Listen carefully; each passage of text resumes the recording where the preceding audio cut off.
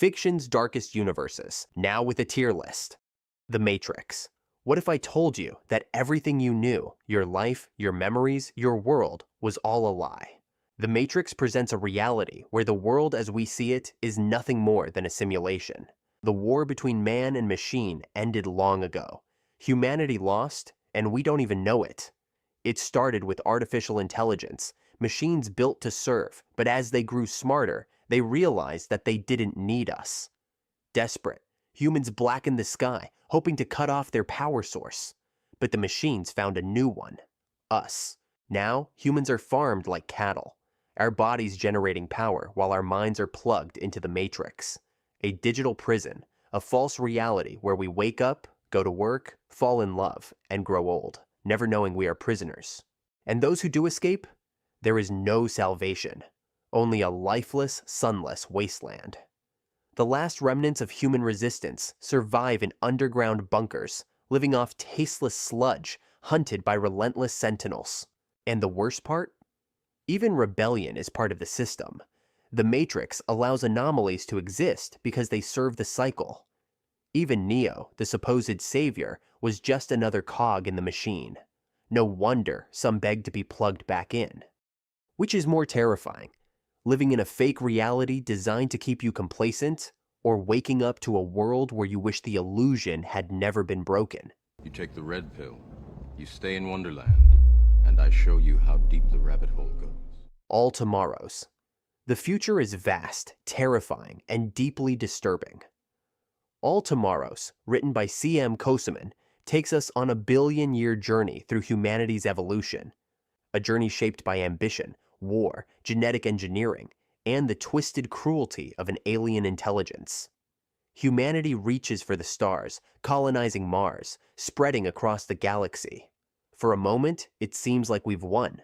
Then, the Q arrive, an ancient, godlike species with a religious mission: to reshape the universe in their own image. Humanity resists but is crushed in a brief, merciless war, and the punishment, worse than death. The Q do not simply exterminate humans, that would be too kind. Instead, they remake us into grotesque mockeries of life, each a twisted reflection of their cruel imagination. Some are warped into mindless beasts, living only to graze and breed. Others are molded into abominations, horrors that should not exist. The Tempters, designed as living decorations, their very existence reduced to an aesthetic indulgence. The Parasites, humans mutated into leech-like organisms, forced to latch onto others just to survive. The Colonials, undoubtedly the worst fate of all. Reduced to living waste processors, brick-like and immobile, yet fully sapient, totally aware of their suffering for 40 million years. The Q rule unchecked. Then, just as suddenly as they arrived, they disappear, leaving their tortured creations to fend for themselves. Some regain sentience, others don't. The Colonials evolve into the modular people, while the Ruin Haunters discard flesh entirely, becoming the Gravitals, soulless machines. These machines continue the Q's legacy of cruelty, genetically modifying the bug facers into subjects, living laborers and decorative trophies. In the end, it is the Asteromorphs who rise. They hunt down and destroy the Q and turn the Gravitals into nothing more than machine slaves. By then, humanity has been gone for millions of years, so you better love today and seize all tomorrows.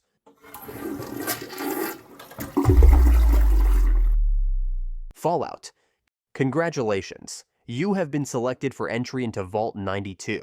Bring your violin. The world of Fallout is a post-apocalyptic, irradiated nightmare. Once, society thrived under the glow of nuclear power, 1950s idealism frozen in time.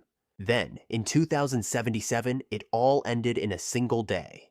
Cities turned to ash, the sky burned, and civilization collapsed in an instant. Luckily, some were safe, hidden away in massive underground vaults, built by the enigmatic Vault Tech. Sheltered from the horrors above, they would be the last hope of humanity. But the vaults were never meant to save anyone. Each was a cruel experiment, designed to push the limits of human psychology, morality, and suffering. Some were filled with psychoactive gas driving their inhabitants to madness. Others experimented with gender composition, such as Vault 69, which contained 1 man and 999 women. Vault 11 forced its residents to sacrifice one of their own every year, believing refusal would trigger mass execution. The last 5 survivors finally refused, and the Vault revealed the truth. Had they simply rejected the system from the start, no one would have died. Vault 92 gathered the world's greatest musicians under the pretense of preserving art. In reality, subliminal messages were meant to transform them into super soldiers. The experiment failed, and they all slaughtered each other. Meanwhile, the surface festered. Radiation twisted survivors into grotesque ghouls, mutants, and worse. Raiders and slavers roamed the wasteland, preying on the weak. The Enclave sought to reclaim the land through genocide. The Brotherhood of Steel hoarded technology, refusing to share it. And yet, against all odds, some still struggle to make a life in the ashes. But in a world that should no longer exist, the question remains, is survival even worth it? Another settlement has sent word that they need our help. Fear and hunger. They say that the Finns are the happiest people on Earth. But Fear and Hunger's developer, Miro Havarinen, must not have been in his happy place when he made this game. It's disturbing. Long ago, the old gods abandoned mankind, retreating beyond the physical world into a realm known as the Green Hue. Humanity had grown too ambitious, too eager to usurp the gods' position. In their absence, mortals clawed their way to power, ascending into the new gods. Twisted, imperfect deities, gods who barely understand their own divinity, yet only possesses a shadow of the old god's power. Beneath the earth, the dungeons of Fear and Hunger stand as both a prison and a proving ground. The walls breathe and the corridor shifts, and in its depths, horrors beyond human comprehension lurks. Down here, flesh, sanity, and children are currency, spent in the desperate gamble for survival. Survive long enough, and you may reach Mahabra, the city of the gods, a place where the promise of godhood should await. But the old gods are long gone, and in their place sits an endless procession of would-be deities, trapped in meaningless existence, waiting for a purpose that will never come. The game itself is merciless. Stepping on rusty nails isn't the only way to die. Monsters will tear you apart limb by limb, and sometimes a game over is followed by an act that rhymes with ape. How fun. Even saving is a risk, requiring a coin flip at an altar, and if luck isn't on your side, too bad. But the true horror isn't the monsters or the grotesquely oversized genitalia. It's what you must do to yourself and to others to survive. In this world, death is not just inevitable, it is a core part of the experience.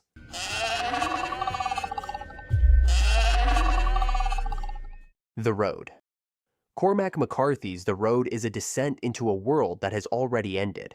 The sky is black with ash, the earth is barren, and the last remnants of humanity are no more than scavengers, murderers, and cannibals.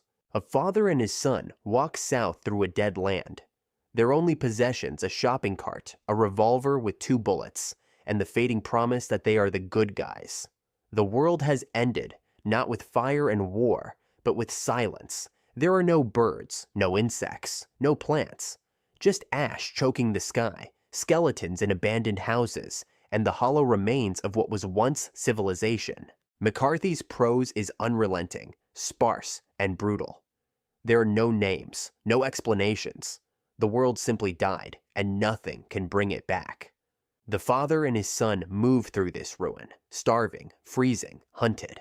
They scavenge through burned-out homes, picking through the remains of a world long past. They hide from others, not out of paranoia, but necessity. The ones who remain have forsaken everything that once made them human. There are no laws, no communities, no future, only the brutal need to survive. They see horrors at every turn. Men kept locked in basements, limbless and barely alive, harvested piece by piece for food. Things that will get my channel banned for even mentioning them. Yet even in this abyss, something remains. The father tells the boy they are carrying the fire, but it is the boy who truly believes it. Despite everything, he refuses to lose his kindness. He begs his father to show mercy, to help others, to hold on to the last scraps of goodness in the world, carrying hope even when the world no longer deserves it. Are you carrying the fire? My what? Trench Crusade. So, you like World War I and you are weirdly obsessed with the Crusades?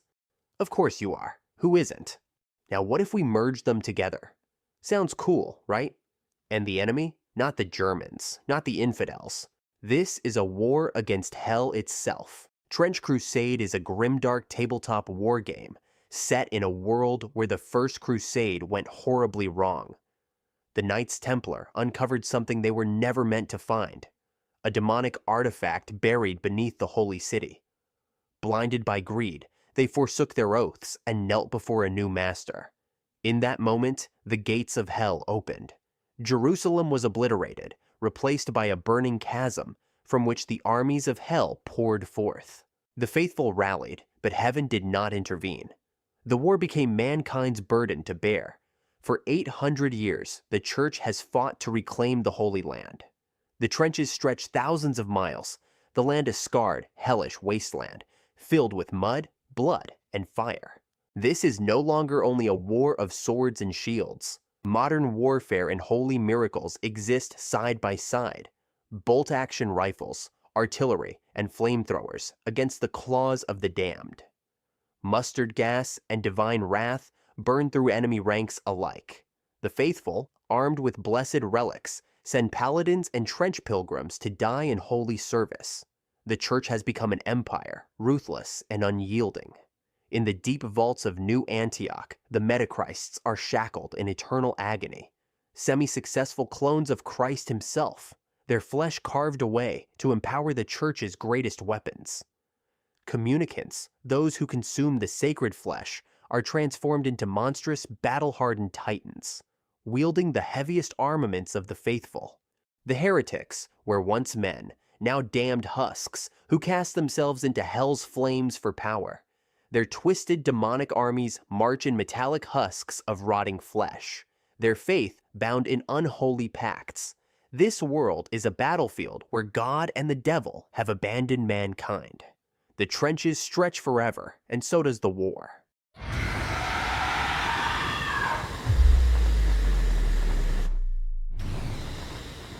Hunger Games. Suzanne Collins' The Hunger Games is a dystopian nightmare where control is maintained through fear, starvation, and spectacle. Panem is a nation built on the bones of the past. The capital rules with absolute power, their greatest tool of control being the Hunger Games, an annual blood sport where children are forced to kill each other for the amusement of the elite. Every year, 2 children from each district are selected in a lottery. More names in the ballot, more rations. Some volunteer, desperate for a chance to escape poverty, while others are thrown into the arena against their will. There, under the watchful eyes of a gleeful audience, they fight to the death. The rich see it as a game, a grand spectacle broadcast across the country, complete with costumes, interviews, and sponsors, betting on who will live or die. But for the districts, it is a reminder that they are powerless. To the capital, their children are nothing more than entertainment, pawns to be dressed up, paraded, and slaughtered for the cameras. The arena is a manufactured hellscape designed for suffering. The game makers manipulate the environment, unleashing genetically modified beasts, deadly traps, and cruel surprises to ensure the show remains exciting. And when a victor finally emerges, they are not free. They are a puppet, paraded before the world, a living reminder of the capital's mercy. Happy Hunger Games, and may the odds be ever in your favor. Berserk. Kentaro Miura's Berserk is not a story of heroes. This is a tale of monsters, both human and inhuman. At the center of this nightmare lies the idea of evil, not a divine creator, but a god born from mankind's own despair. In their endless search for meaning behind suffering, humanity unknowingly gave birth to a god that ensured their agony had purpose. And oh, did it listen. Through the God Hand, eldritch entities beyond morality, it manipulates fate itself, ensuring that misery is absolute. For those who seek power, an offer is made. Sacrifice what you love the most, or die weak and forgotten. Those who accept become apostles, forsaking their humanity to transform into monsters. Warlords, tyrants, nightmares. They rule over a world of mortals who kneel before them in ignorant worship. The eclipse is the defining moment of Berserk, a scene of unimaginable horror. Guts, the black swordsman, born from a corpse and raised as a child soldier, is forced to watch as his comrades are butchered, his lover violated, and his world shattered. And at the heart of it stands Griffith, the man he once followed. Griffith, once a visionary, dreaming of building a kingdom, of reaching beyond what fate allowed him, only to sacrifice everything and everyone to achieve it. His ascension to godhood, the fifth member of the God Hand, is the ultimate betrayal, the destruction of everything human in him and the ultimate desecration of his dream. And humanity? Besides the demons, plague, war, and famine haunts them. Not much you can do as the little guy in this world.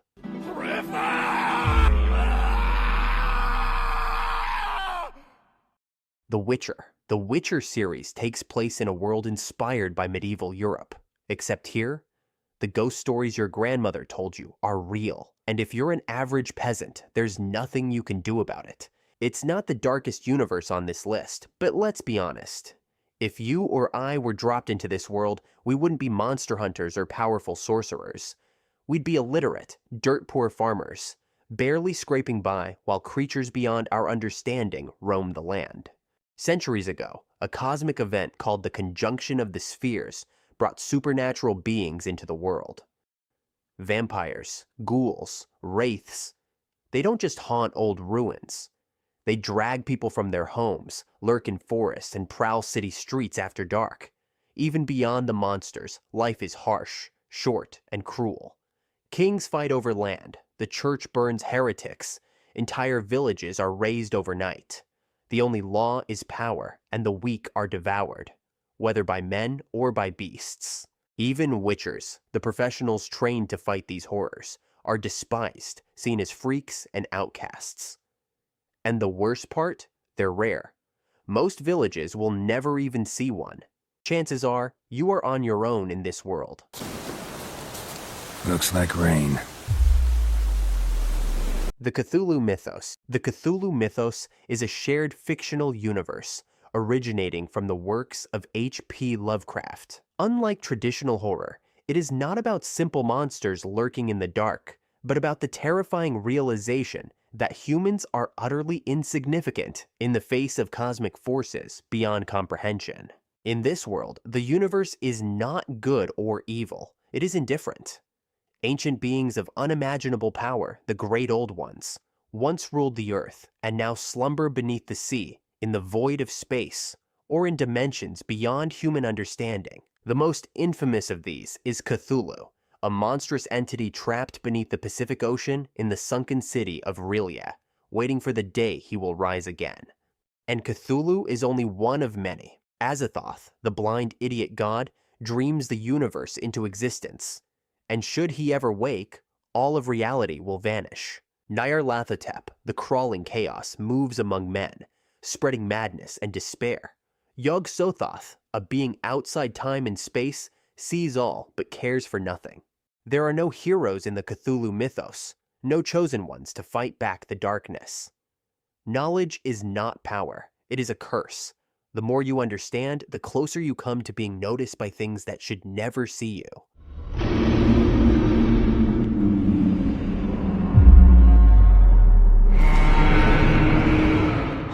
Dark Souls. Dark Souls is an RPG game series set in a world where the gods have failed, and the age of man is a slow, inevitable descent into ruin. Long ago, dragons ruled a gray, unchanging world. Then, the first flame appeared, bringing disparity.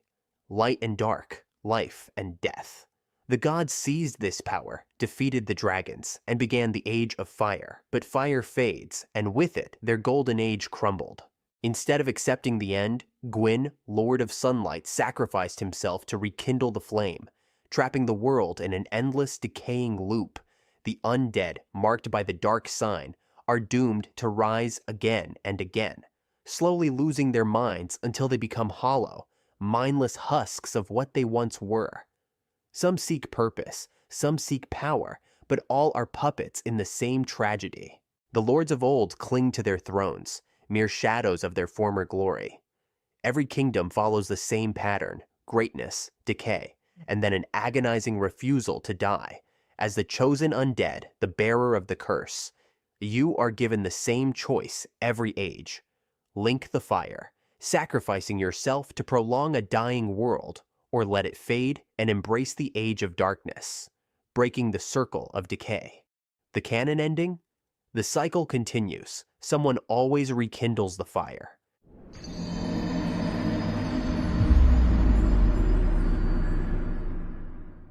Warhammer 40K. A long time in the future, 40,000 years from now, everything is terrible. There is no peace, no happiness, no progress, just endless war. Warhammer 40K is a tabletop strategy game that inspired the term grimdark, a genre of dystopia, amorality, and unrelenting violence. It blends gothic horror, military sci-fi, and cosmic horror into one of the bleakest fictional universes ever created. The Imperium of Man should be humanity's great empire. Instead, it's a bloated, decaying fascist theocracy, ruled by a dead emperor who hasn't spoken in 10,000 years. It survives through oppression, genocide, and endless war. And they're supposed to be the good guys, because everything else is worse. The Necrons are ancient, soulless machines that see organic life as a mistake that needs correcting. The Eldar were once gods among the stars, until their decadence gave birth to a chaos god that devoured their entire race. The Tyranids are worse than a plague. They are a galactic force of nature whose only purpose is to consume all life. And then there are the Drukhari. They don't just kill, they feed off the psychic energy released by their victims' agony. Needless to say, more agony, more food. But nothing compares to chaos. It is pure nightmare. 4 malevolent gods waging war on reality itself. The Imperium's dying emperor is the only thing holding them back. Without him, chaos would descend upon the Imperium like a tidal wave. There are no heroes in 40K, only tyrants, monsters, and victims. The universe doesn't just hate you, it actively tries to kill you. Cleanse, purge, kill! For the Emperor! The Second Apocalypse. Richard Scott Backer's The Second Apocalypse series is among the bleakest works in fantasy. In this world, free will is an illusion, history is an endless cycle of cruelty, and humanity is nothing more than fuel for eldritch horrors.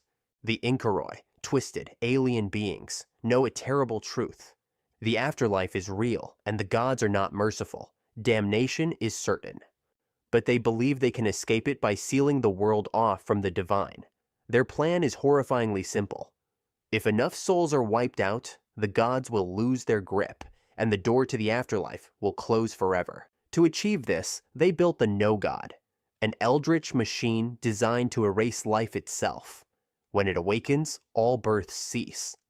The world does not burn, it simply withers into nothing. Yet the Inkaroi are not the only force shaping the world's doom. The Dunyan, a human sect devoted to pure reason, see existence as nothing but cause and effect. To them, free will is an illusion, and control is everything. Kelhus, their greatest prodigy, rewrites those who follow him. Prophets, kings, armies, none can resist the machinery of his intellect. Even if he is the protagonist of the story, his goals are not heroic. In this universe, hope is a lie. The gods do not save. The strong do not protect. The world moves toward its inevitable, inescapable fate. For the world is but a granary, and we are the bread.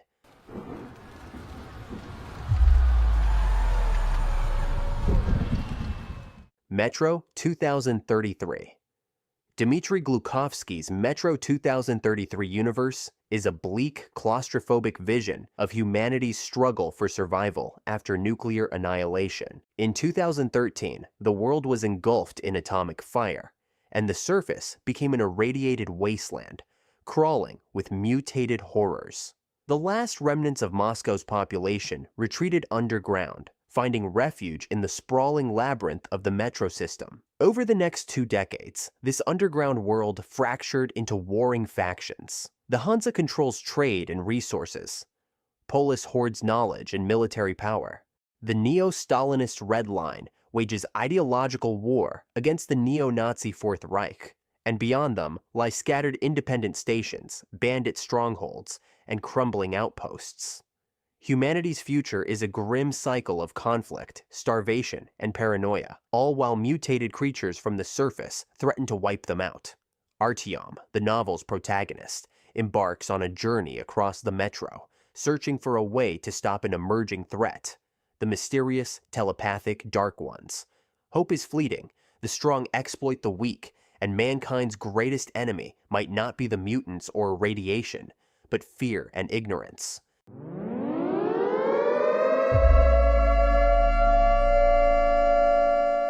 Attack on Titan. In Attack on Titan, humanity's last survivors live caged behind massive walls. Clinging to existence in a world ruled by monsters, the Titans, mindless, grotesque giants, roam the land, driven by a single purpose: to devour humans.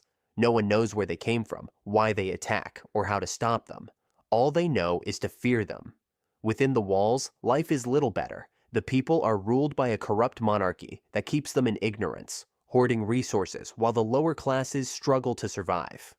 The military is their only shield, but against the Titans, it is little more than a delaying tactic. Every battle is a massacre. Every mission beyond the walls is a suicide run. But the truth is worse than anyone imagines. The walls are not salvation, they are a prison. And the Titans are not the greatest monsters in this world. There is no hero's victory in Attack on Titan. Every triumph comes at a cost, and every revelation brings only more despair.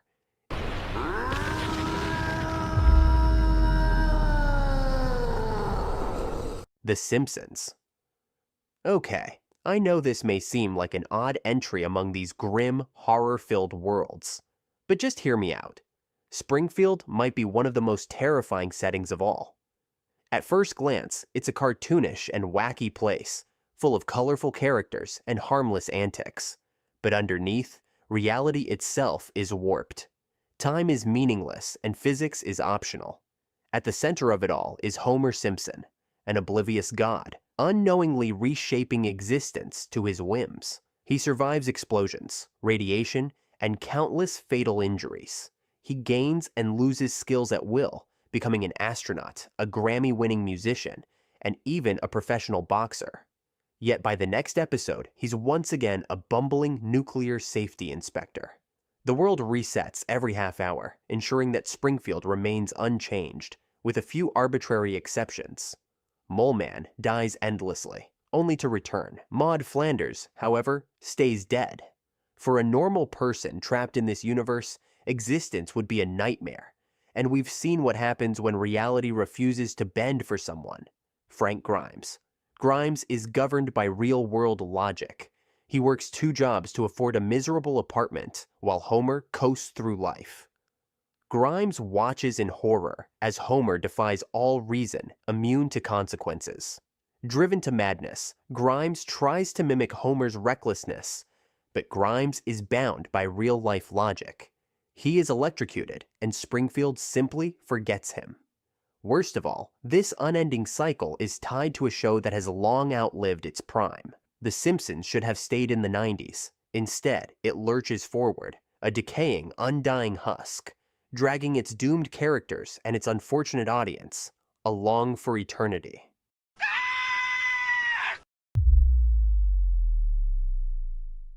Xeelee Sequence. The Xeelee Sequence is what you get when you replace Lovecraft's occult with mathematics, but you keep the horror. In Stephen Baxter's universe, humanity reaches for the stars and finds only horror. The cosmos isn't just vast, It's ancient, indifferent, and already claimed. The Xeelee are space-time symbiotes, eldritch gods made of defects in reality. Their megastructures span galaxies. One of them, the Ring, is 1 billion light-years wide. It's not a weapon, it's an exit. Because even the Xeelee are running. They're fleeing the Photino birds, invisible, undetectable dark matter beings that extinguish stars to make the universe more habitable for themselves. They don't hate us. They don't even know we exist. Before we ever meet the Xeelee, we're invaded twice. First by hive mind squid, who freeze our oceans and wipe our memories. Then by slug aliens, who erase our cultures and turn Earth into a sterile graveyard. By the time we rise again, we're no longer curious.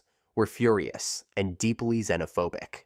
We wage a war against all alien life, a conflict that lasts millennia. The interim coalition of governance united Earth in a regime so nightmarish it makes 1984 look quaint. They've managed to breed out individuality, empathy, and the very concept of family. Love is outlawed, and you can even be executed for what a different version of you might do in a different timeline. An entire cast of women becomes baby factories, breeding soldiers for the endless fight. We break ourselves trying to break the Xeelee. We become monsters, de-evolving aliens into livestock and skinning intelligent beings to turn them into star sails. And none of it even matters. The Xeelee barely notice us. The war that lights up the center of the galaxy, costing trillions of lives, is just a slight inconvenience for them. And in the end, after all the blood, the horror, the cataclysms, after humanity has splintered, ascended, and lost itself, the Xeelee just leave. They abandoned the galaxy and left the Ring behind. An invitation from the Xeelee for what's left of us to escape this dying universe. A silent gesture from gods who owe us nothing. We are not the protagonists of this story. We are nothing but a rounding error in someone else's math. And the best we can hope for is that the gods leave the door open on their way out.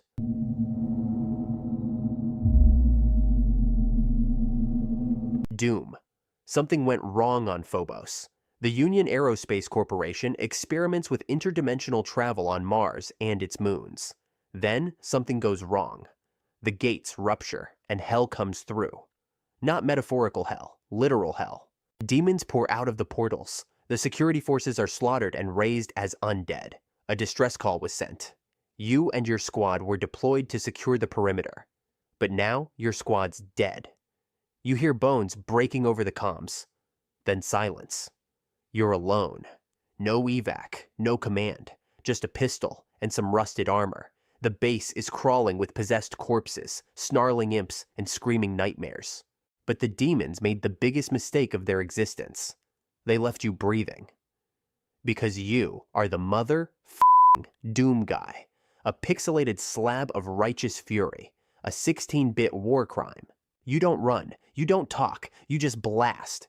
You're the nightmare the demons tell each other about when the lights go out. A one-man extinction event. You're not locked in here with them. They're locked in here with you. The darkness of this universe isn't hell. It's what happens when you arrive. And it gets worse for them. In later chapters, the demons invade Earth. They kill your family and your rabbit. You follow them through dimensions, across worlds, through time. You're always there, hunting.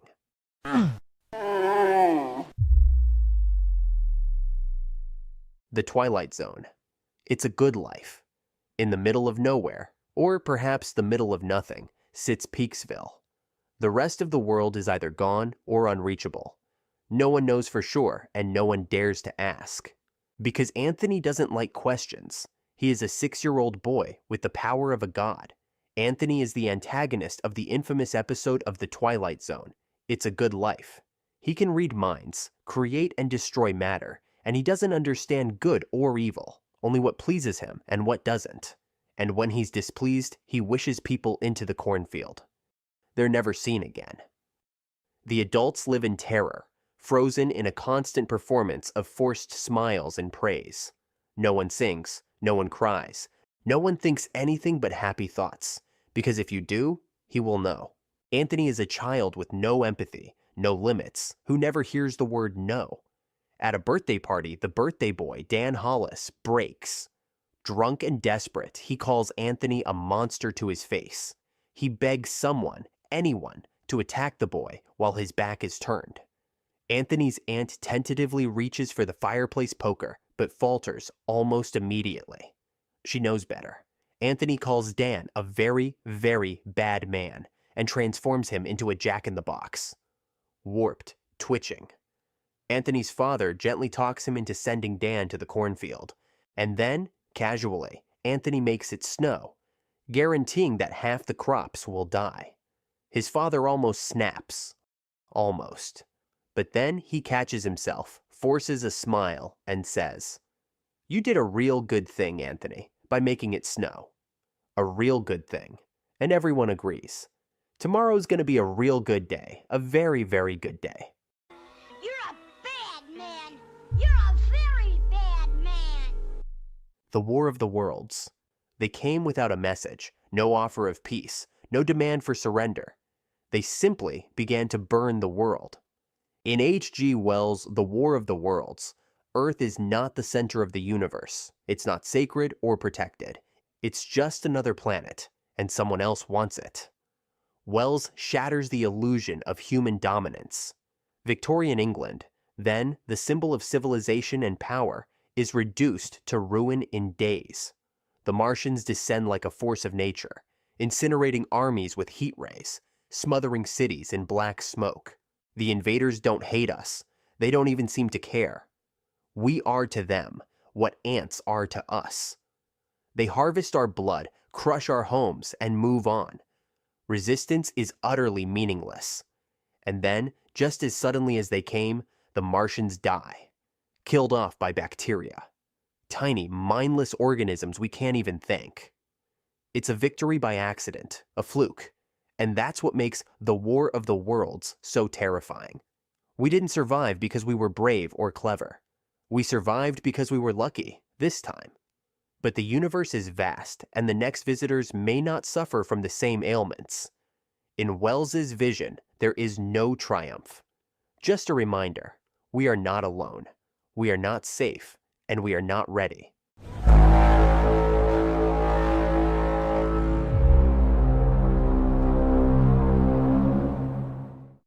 Mad Max. So you think Australia is dangerous now? Wait till you see it after a nuclear war.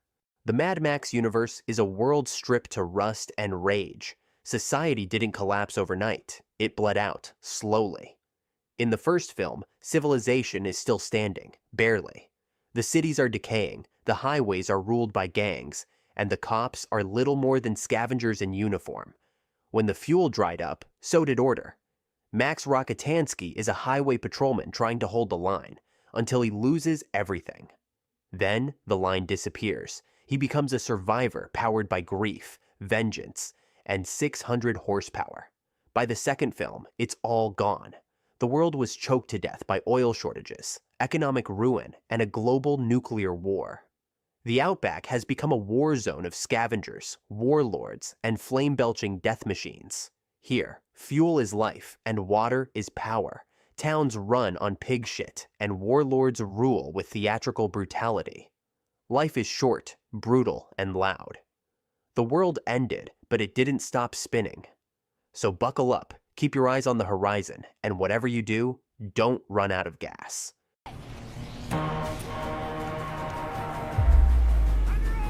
The Last of Us. When the world ended, it wasn't fire or war that did it in. It was a fungus. Insects fall victim to cordyceps in our world. In this one, people do. A mutated strain of the parasite jumped to humans, hijacking their minds and warping their bodies. The infected aren't undead. They're alive, but hollowed out, puppeted by tendrils that twist them into nightmares. Civilization collapsed. Cities died, and nature grew over the ruins. The Last of Us is set 20 years after the outbreak. You play as Joel, a broken man who's lost everything. He's tasked with smuggling a girl named Ellie across a ruined America. She's immune to the fungus. She might be the cure. But nothing in this world is simple. Raiders, cults, cannibals. Everyone's just trying to survive, and survival has a cost. The deeper Joel and Ellie go, the more that cost becomes clear. When they finally reach the Fireflies, the last hope for a vaccine, Joel learns the truth. To save humanity, Ellie has to die. And he can't let that happen. So he kills them all. He saves her, not because it's right, not because she asked, but because he can't lose her. And then he lies to her face. The world of The Last of Us is already dead, but its darkest moment is purely human. It's a story where love survives the apocalypse and dooms the world. Bloodborne. So, you came to Yharnam for a cure. What you found instead was a nightmare made of blood and beasts.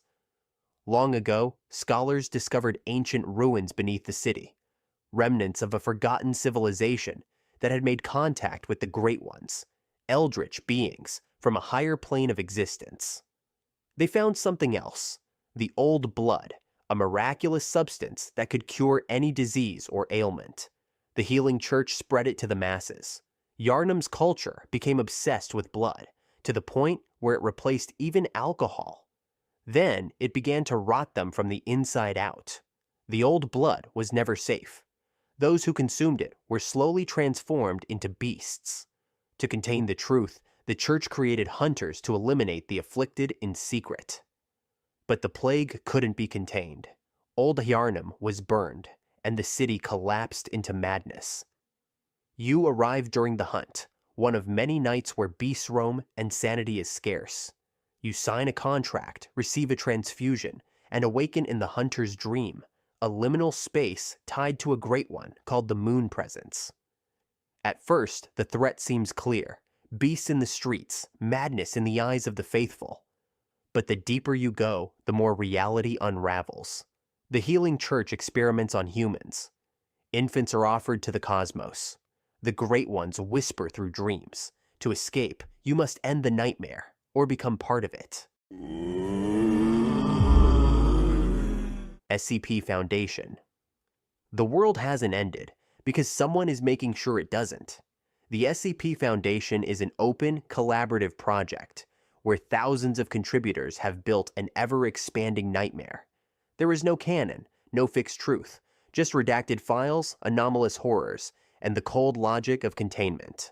Secure, contain, protect. That's the mission. Contain the impossible. Hide it from the world. Bury the consequences. It reads like a clinical bureaucracy. Each SCP is a case file. Dry language, blacked out details, euphemistic horror. Their job is to keep things normal by hiding the things that aren't. And the world is crawling with them. Some are terrifying. SCP-096, a creature that will hunt and kill anyone who sees its face, even in a photo. SCP-049, a plague doctor who believes he's curing a pestilence by turning humans into walking corpses. SCP-173, a concrete statue that snaps your neck the second you blink. Others are absurd. SCP-7543, a Lego brick that keeps teleporting under one researcher's foot. Nobody believes him. SCP-426, a toaster that can only be described in the first person. The darkness of the SCP universe isn't just what's written. It's what's possible. Each entry is another anomaly, another fear, imagined by thousands of minds. A collaborative madness, and the only thing containing it is imagination. Crossed. If you thought COVID was bad, you haven't seen the virus from Crossed. It begins like any other run-of-the-mill apocalypse. A simple virus. Highly contagious, no known origin, and no hope of a cure. But this one doesn't rot your body. It rots your very soul. It removes the part of your mind that stops you from acting on your worst, most wicked urges. And once it's gone, there's nothing left to hold you back. The infected become crossed, aptly named after the red rash cross manifesting on their faces. Screaming, laughing, cartoonishly obscene monsters who revel in mutilation, torture, cannibalism, and that thing that rhymes with ape. And then they get creative. things that will get my channel banned for even mentioning them. So I'll just hint at some of the depravity using this little rebus puzzle. What is the, tool this guy uses here to murder people?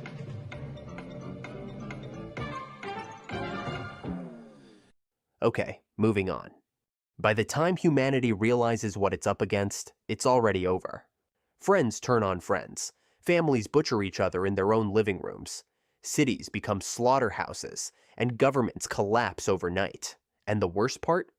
The Crossed are still intelligent. They retain any skills they had prior to their infection. Driving, shooting, how to set traps, and how to lie.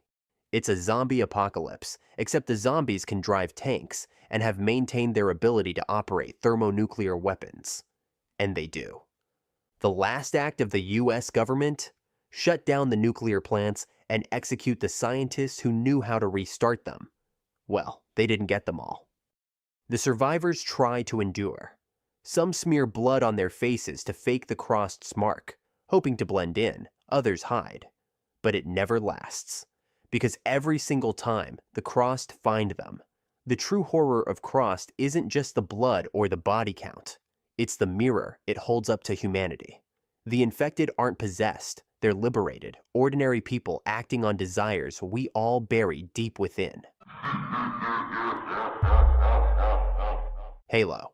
In the 26th century, humanity has colonized the stars, which sounds cool, until they meet the Covenant, a coalition of alien zealots, who has declared mankind an affront to their gods. Also, they have a nasty habit of glassing planets. So the UNSC does what any morally flexible sci-fi government would. Kidnaps 6-year-olds, pumps them full of drugs, and turns them into super soldiers. The Spartan program was a great success, until most of them were killed by the Covenant. All except for Master Chief, John 117, a silent titan in green armor, and the highly intelligent AI in his helmet, named Cortana, half strategist, half waifu. But war with the Covenant is just the surface. In their hunt for ancient technology, the Covenant mistakenly released the Flood, a parasitic hive mind that devours sentient life. Long before any of this, a godlike race called the Precursors seeded the galaxy with life. They believed in a concept called the Mantle of Responsibility, a duty to protect all life. They chose early humanity to inherit this power.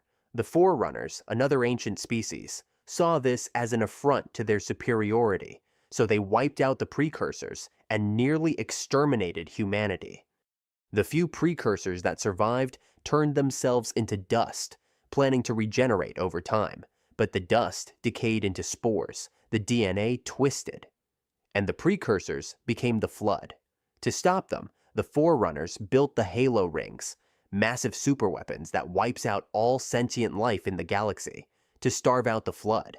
Then, the Forerunners fired the Halo Rings, wiping out billions of species in an instant. Only a select few, preserved in a kind of galactic Noah's Ark, were spared, preserved to reseed the galaxy. Then, racked with guilt, the surviving Forerunners scattered or chose extinction, believing the galaxy would be better off without them. Eons later, the Covenant discover the rings and mistake them for divine instruments of salvation. They now seek to activate them, completely unaware that doing so will end all life in the galaxy. The Halo universe is history on repeat, a cycle of creation, hybris, and nemesis. Kilimanjaro, Killtastrophe. Soylent Green. The year is 2022, and Malthus Trap has become a reality. The oceans are dying, the air is thick with heat, and the crops can't grow. Overpopulation, pollution, and climate collapse have pushed the world past the point of no return. New York City alone is a sardine can of 40 million crammed together in squalor. There's no food, no clean water, no space, unless you're rich. The wealthy live behind fortified walls. Their homes are guarded, air-conditioned, and stocked with real food. Meat, fruit, even soap. They own furniture. Female concubines assigned to apartments like appliances, passed from man to man. And the rest? They drink from communal taps and sleep in the streets. They survive on industrial food wafers from the Soylent Corporation. Soylent Red, Soylent Yellow, and now their newest miracle, Soylent Green. Made from ocean plankton, they say. Nutritious, efficient, and sustainable. A blessing in a dying world. Until someone asks the wrong question. Detective Robert Thorne is investigating the death of a board member of the Soylent Corporation. It looks like a robbery until it doesn't. The more Thorne digs, the more the system pushes back. They don't want him to see what's underneath the surface. Because there is no plankton. And Soylent Green isn't from the sea. It's made from us, human beings, ground into wafers, fed back to the masses in neat little packages, because there's nothing else left to eat. Wounded, broken, and realizing it's too late to stop it, Thorne tries to scream what little truth he has left. Soylent Green is people, he cries. But the food line keeps moving. Because even if everything else stops growing, hunger doesn't. Soylent Green is people! Invincible. On the surface, Invincible looks like your typical coming-of-age superhero story. Teenager gets powers, struggles with high school, learns to fly, saves the day. But this isn't the MCU. Earth is crawling with R-rated problems, mutant freaks, interdimensional traveling evil geniuses, kaiju-tier monsters, reanimated corpses, interdimensional invaders, and literal demons from hell. Luckily, Earth has the Guardians of the Globe, its mightiest defenders. That is, until Omni-Man, their strongest ally, brutally massacres them all in the very first episode. Turns out that Omni-Man, besides having the greatest voice acting of all time, isn't a hero. He's a scout for the Viltrumite Empire, a eugenics-obsessed alien race that conquers planets, by sending in seemingly friendly super soldiers who charm your media, marry your women, and then punch your spine out the back of your body if you refuse to integrate into the Empire. And standing in the middle of all this, Mark Grayson, aka Invincible, Omni-Man's half-human son, trying to survive both high school and planetary imperialism. He's not just being beaten to a pulp by his own father. He's grappling with the weight of his father's monstrous legacy, constantly threatening to crush him. The Invincible universe is a world where being a civilian means praying your city isn't scheduled for a monster of the week beatdown. And the godlike beings meant to save you are just here to conquer you. Resist, and they'll squeeze you like the insignificant insect you are. Bright colors, but unrelenting horror. Fine! What's 17 more years? I can always start again. Make another kid. Dark Sun. If you took Mad Max, added psychic lizardmen, a lot of gladiator slaves, and a sun that's trying to kill you, you'd land in Dark Sun. Dark Sun is a D&D campaign setting set in the post-apocalyptic world of Athos, a planet that once brimmed with oceans, life, and beauty until magic ruined everything. Not metaphorically, literally. Defiling magic stripped Athos of its fertility. Every time a wizard casts a spell, the air gets hotter, the soil dies a little more. Now, it's a scorched wasteland under a burning red sky.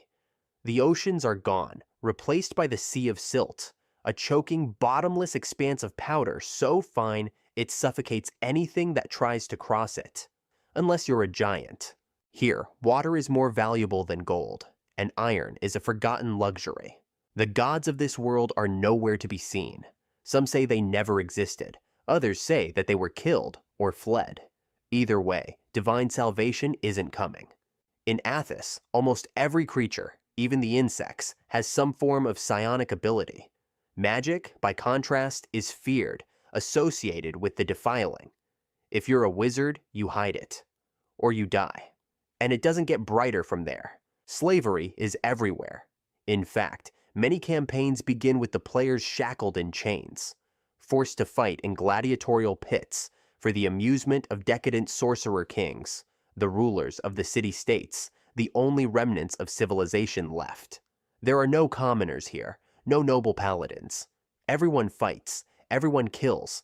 In fact, all the races you know and love are twisted by the cruelty of the land. Elves are nomadic desert raiders and thieves. Halflings are cannibalistic jungle hunters. The dwarfs are hairless.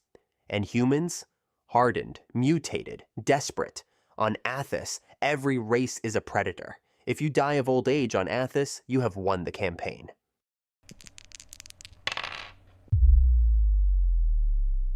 The Truman Show. This universe isn't as dark as some of the others on this list. At least not for most people living there. But for Truman, it's a waking nightmare. Imagine every second of your life. All the awkward moments, your first kiss, every heartbreak, every lonely night spent in front of the computer, maybe flipping through the Sears catalog once in a while, broadcast to the entire world. Every relationship you've ever had, every friend, every coworker, even your own mother and father, all of them actors, paid to love you. Your best friend has lied to you your entire life, and your wife is a fraud who uses your plight to advertise cocoa. Your life is nothing more than the result of a movie studio adopting an infant from an unwanted pregnancy. All your choices are scripted. And the worst part? The world loved it. They watched you fall apart. They watched you break. And when you began to question it all, when your reality cracked and you tried to escape, the man who orchestrated it all, the godlike showrunner, was ready to kill you before he'd let you go. It ends with applause and Truman steps through the door, ready to start an actual life. But where does he go? Everyone knows his name. Everyone knows his face. There is no real life waiting for him. Only strangers who already know everything about him. In case I don't see ya, good afternoon, good evening, and good night. Iron Lung. Decades ago, every known star and habitable planet mysteriously vanished, along with whatever and whoever happened to be on them, leaving behind an empty universe of asteroids and lifeless moons. In Iron Lung, the only people who are left are the ones who weren't anywhere during the Quiet Rapture. Prisoners on transfer, crews on space stations, stray ships in deep space. Now, humanity survives in scraps, floating ruins, dying stations, running out of food, oxygen, and hope. And then an anomaly is discovered, a blood ocean, a literal sea of blood on a barren moon. Not the first, but the only one showing signs of structure, of life, of something. The consolidation of iron needs answers and resources, so they send you, a convict, a disposable. You're sealed inside a patchwork submarine barely fit to float. No windows, no escape. Communications cut on descent. You're told you'll earn freedom if you return. You probably won't. Your only tool is a camera, and your only task is to photograph anomalies. You capture dead cities, impossible ruins, bones the size of buildings. But there is something else out there, alive, watching you, waiting. And even if you make it back, so what? The universe is already dead. Humanity is just pretending it has a future.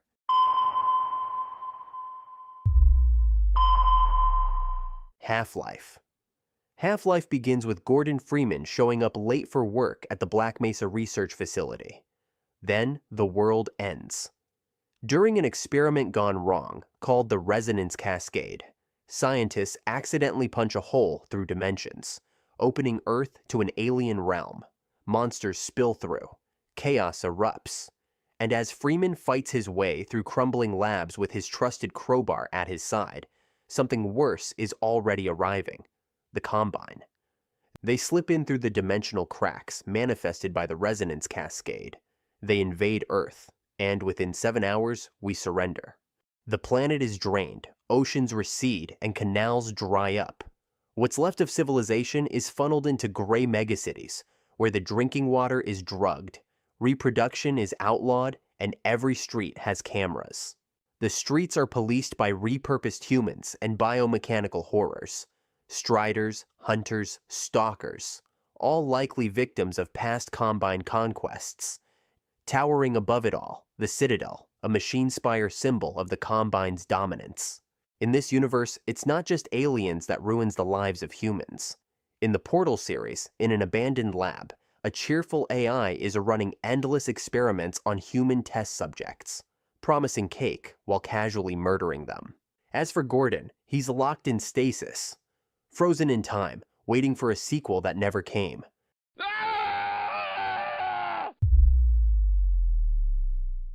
Blade Runner. The Blade Runner universe is what happens when we win every technological battle, but lose our humanity. The Earth is in decay, the oceans are dead, and nature is gone. Cities are endless tombs of neon and concrete, choked in smog. The wealthy have already left, fled to off-world colonies, while the rest inherit the ash. Replicants were meant to be tools. Artificial humans build to serve. They mine, fight, and obey, designed without rights, without a history, and without a future. But the truth is, they're more human than the humans who built them. They remember, they feel, they suffer, and they even love. And when they resist, they are hunted down by Blade Runners, agents trained to retire them, erasing the evidence of their desire to live. In 2049, we learn that they can reproduce. A miracle. Or a threat. A child born of replicants, proof that they are not property, but people. The system wants to suppress this knowledge and use the replication method for intergalactic colonization. The world is so broken, no one even questions the morality of it anymore. Children are raised in labor camps, memories are manufactured, the food is synthetic, and joy is rationed. Hope is obsolete, and yet, even here, a synthetic man dies for a dream he was never allowed to live. A false memory, but a real choice. The Blade Runner universe isn't about machines becoming human, it's about whether we still are.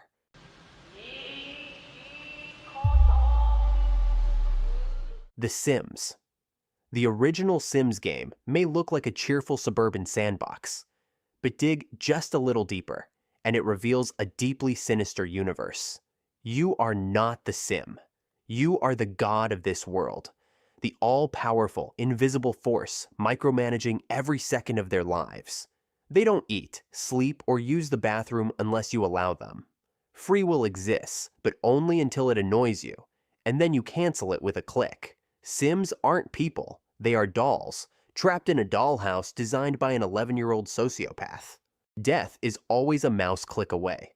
Fire can erupt from a poorly placed toaster, and TVs explode without warning.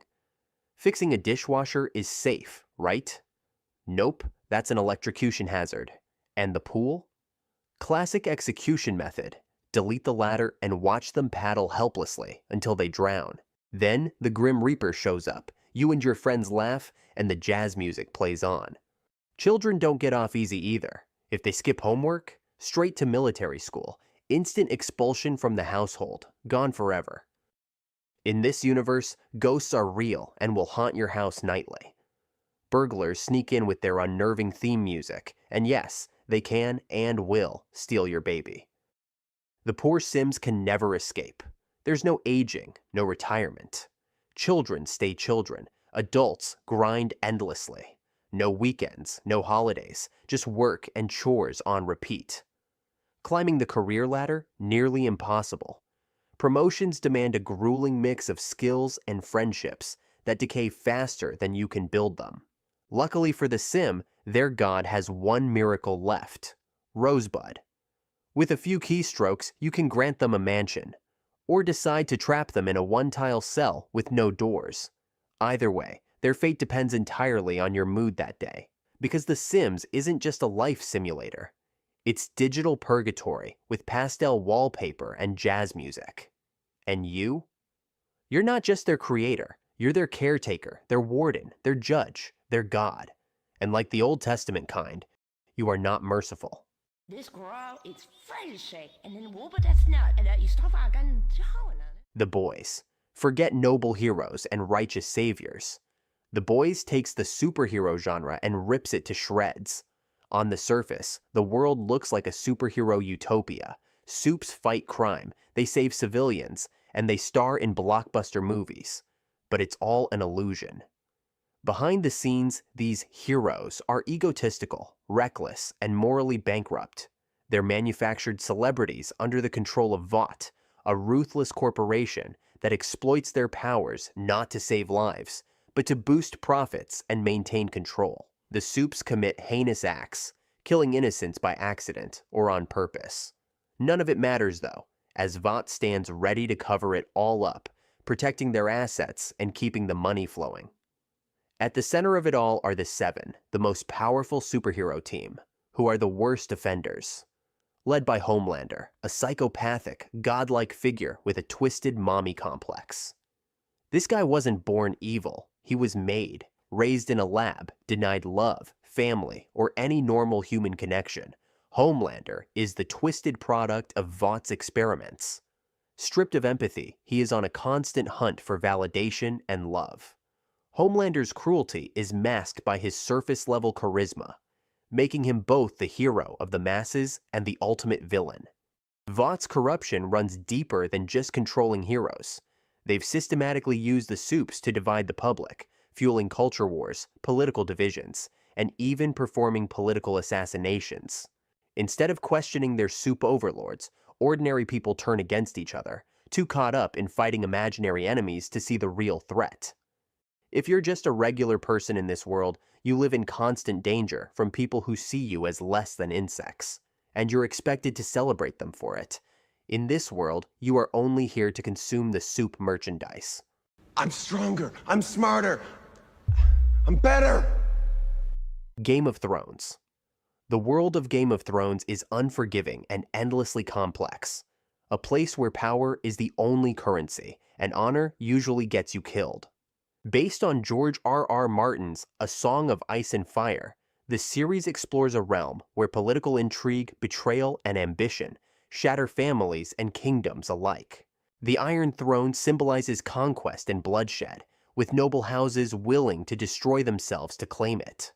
Wars upon wars, rebellions, and conspiracies are the norms.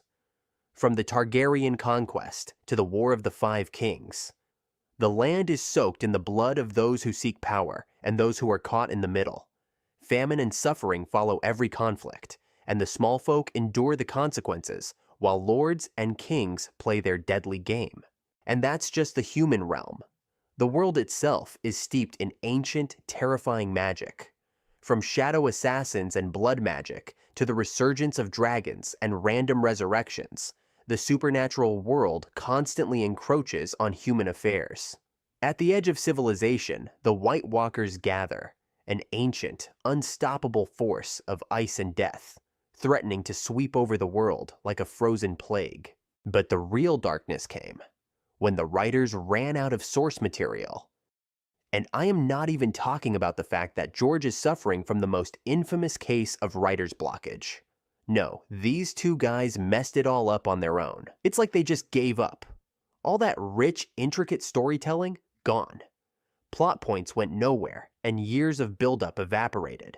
Jon Snow, resurrected by the Lord of Light for some grand purpose, just simply watches Arya defeat the Night King.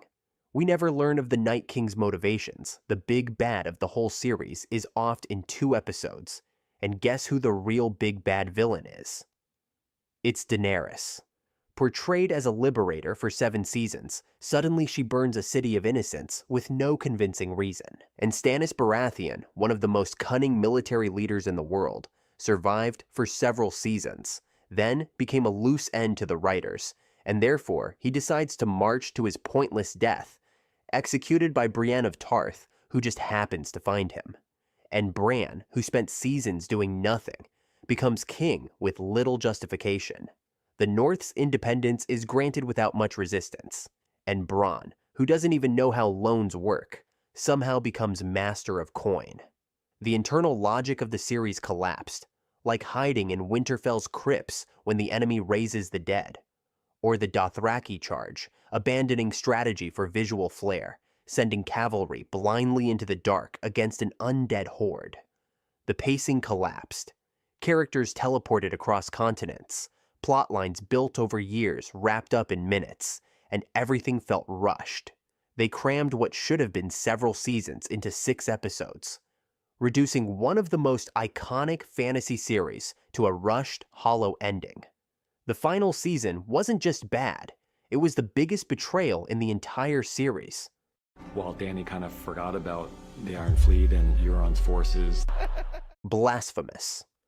Blasphemous is a brutal, haunting exploration of guilt, suffering, and faith, set in the cursed land of Custodia, a place where divine intervention is both a blessing and a curse.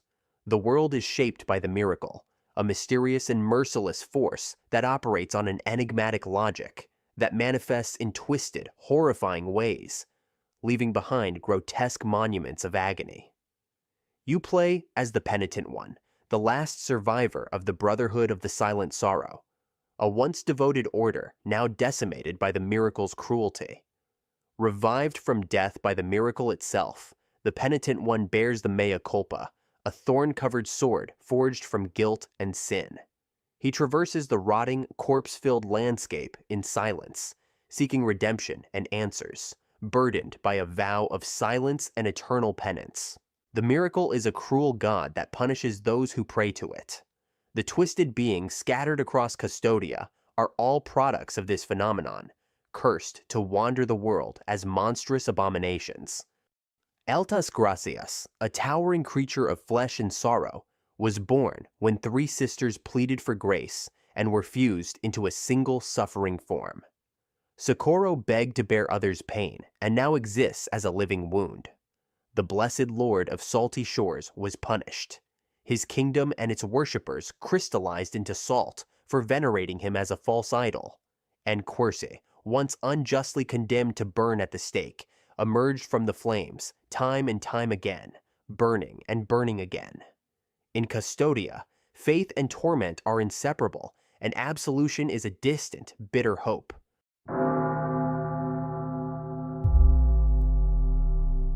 Threads. If you want a realistic representation of the full horror of nuclear war and its aftermath, look no further than Threads.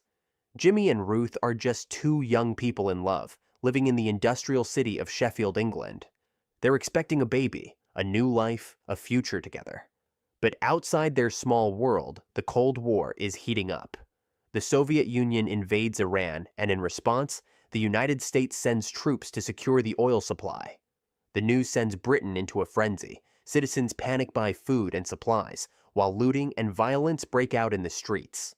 The government enacts emergency powers, and anti-war protests are met with brutal crackdowns.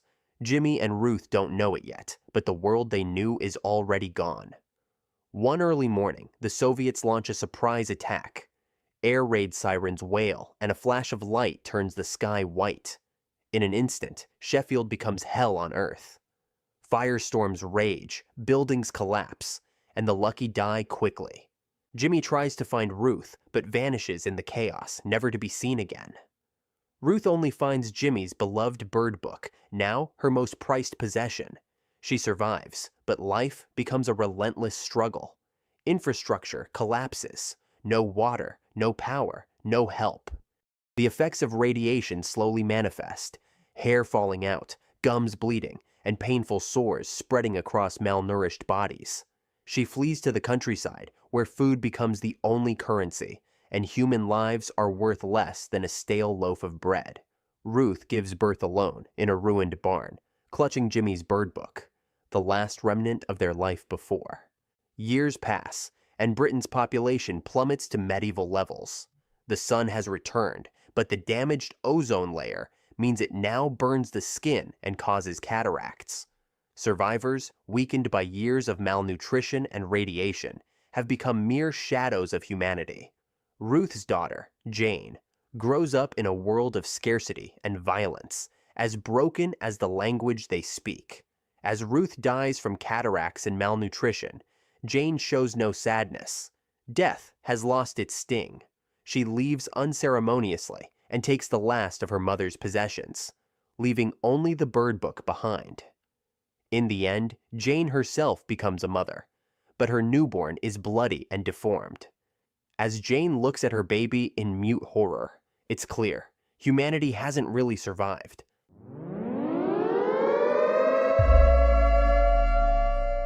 The Man in the High Castle. The Man in the High Castle presents a chilling alternate history where the Axis powers won World War II. Written by Philip K. Dick, the novel presents a reality where the United States is carved up between Nazi Germany and Imperial Japan, two superpowers locked in a tense Cold War, while the American spirit lies shattered under brutal occupation. On the East Coast, the Greater Nazi Reich enforces ruthless efficiency, racial purity, and technological dominance. The West Coast belongs to the Japanese Pacific states, where a rigid caste system and imperial tradition stifle freedom. In the middle lies the neutral zone, a chaotic no man's land where remnants of American culture persist in grim isolation. The series explores a world drenched in fear and paranoia. The Nazis' dominance is marked by horrifying technological advancements. Rockets on the moon, eugenics on a global scale, and a total erasure of history that doesn't align with their ideology. The Japanese, however, struggle to maintain their grip as cracks begin to form in their empire. Amidst this oppression, there's a flicker of hope, a forbidden book, which depicts a world where the Allies won the war. The novel becomes a symbol of resistance and forbidden knowledge, suggesting that an alternate reality, one where fascism was defeated, might be possible. Though many are drawn to its message, even this hope is fraught with danger, as belief in such a possibility can lead to persecution and death. The novel's portrayal of humanity under occupation shows that the line between victim and collaborator is often blurred, and the struggle for identity and truth becomes both a personal and collective battle. A date which will live in infamy. Elden Ring, The Lands Between, is a vast, dying world where gods, demigods, and semi-mortals are trapped in an endless struggle for power. At its heart lies the shattered Elden Ring, a divine force that once governed reality itself. Long ago, the Greater Will, a mysterious outer god, sent the Elden Beast to shape the world. It chose Marika as its vessel, entrusting her with the Elden Ring, becoming the living embodiment of the Golden Order, the divine logic imposed by the Greater Will upon existence. Yet, power has a price. Marika's world, initially a bastion of celestial law, began to fracture. Her golden son Godwyn was murdered, and Marika, driven by grief and rebellion, shattered the Elden Ring, plunging the world into chaos.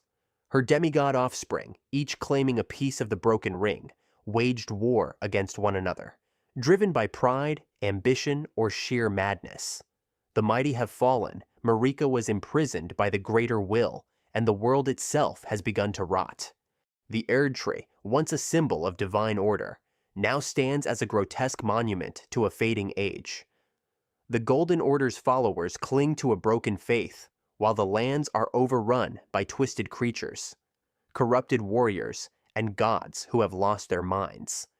Death, once controlled and orderly, is now warped. The shattering of the Elden Ring has left souls trapped in a cycle of suffering, unable to pass on. The tarnished, exiled warriors who lost the grace of the Erd Tree are called back to this desolate world, tasked with mending the ring and restoring order. But they are mere pawns in a game far older and more complex than they can comprehend. And even in victory, the cycle never truly ends.